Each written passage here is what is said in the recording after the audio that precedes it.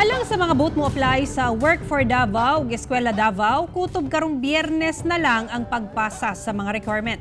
Ani report ni Sheila Vergara Rubio.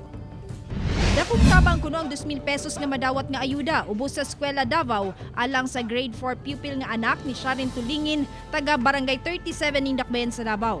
Busa, iya gayud nga gipaningkamutan nga masumite ang tanang requirements. Sanglit karong Biyernes, July 3 na ang deadline.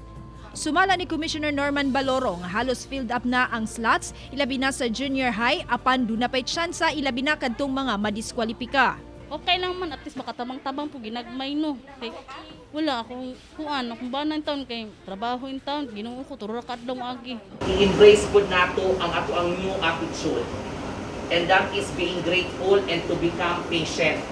Samtang gipailaw na usab sa orientation naman nadawat sa second batch sa Work for Davao nga nagsugod karong adlaw.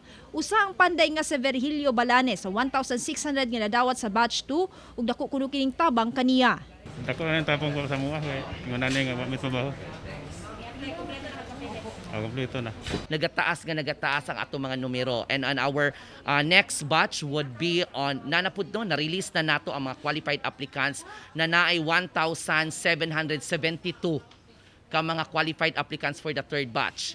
Kauban si Bebot Kahe sa kamera, ako si Sheila Vergara Rubio para sa One Mindanao.